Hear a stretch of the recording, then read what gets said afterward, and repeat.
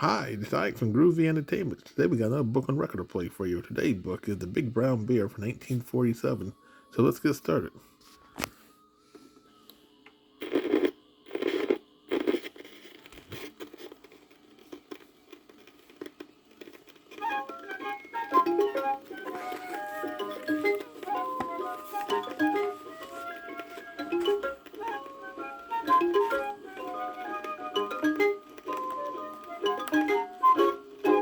Hi there, boys and girls. My name is Jerry Roberts, and I'm going to read you a story called The Big Brown Bear. Now, open your book. The words say, The Big Brown Bear by Georges Duplaix. Pictures by Gustav Tengring. Golden Press, New York. When you hear this sound, you turn the page. Ready? Turn the page. Let's begin to read the story together. Here we go. Once there was a big brown bear who lived with his wife inside a cave. Turn the page. Please, dear, she said to him one day, run down to the brook and catch some fish for dinner. But don't go near the beehive in the old dead tree. Remember what they did to you last time. And the bear's wife lit the fire and took down her frying pan. Turn the page. The big brown bear walked slowly toward the brook. Before he knew it, he was at the old dead tree. Turn the page. As soon as he reached the tree, he pushed his paw into the hive and grabbed a piece of honeycomb. Inside, the busy bees were making wax and honey. But the minute they saw that big paw wrecking their home and stealing their precious honey, they rushed out. Turn the page. The big brown bear pulled out his paw and ran away so fast that he left the bees far behind him.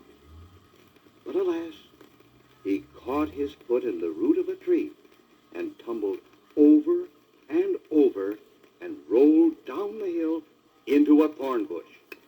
Turn the page. Swarming after him in a big cloud, the bees were ready to zoom down on his head. So the poor bear had to act fast. Pulling, kicking, and tugging, he tore himself loose at last, leaving a great deal of his fur in the bush. Turn the page. Now, let's turn the record over, and we will continue with the story. Don't forget to turn the page.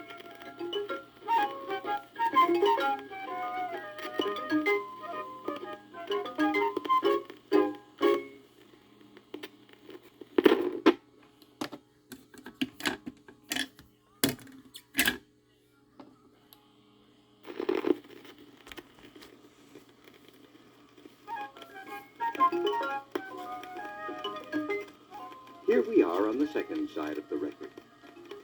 Did you remember to turn the page? Good. He ran toward the brook, jumped into the water, and hid there with only his nose showing. Suddenly, the bees spotted him and swooped down smack on his nose. Ouch, ouch, he cried, and ran out of the brook into a grassy field. Turn the page. He hid in the tall grass where the bees could not see him. His nose was sore and getting bigger and bigger. And he was supposed to catch some fish for dinner. Turn the page. Back he went to the brook and quickly caught up a trout. Then he ran toward home, looking over his shoulder fearfully. Turn the page. He was so happy to be home that he gave his wife a great big bear hug and kissed her on both ears. His wife was quite surprised by such a greeting and guessed right away that he had done something wrong. And as soon as she saw his nose, she knew what he had done. Turn the page. Oh dear, she cried. Why did you go near those bees? The big brown bear had no excuse. He promised he would never, never go near the old dead tree again. His wife put a bandage on his nose. She gave him the biggest piece of trout. But way deep inside, he wished he had some of that nice honey for dessert. Turn the page. And there's our friend, the big brown bear, with a tummy full and a swollen up nose, enjoying the trout that he had for dinner.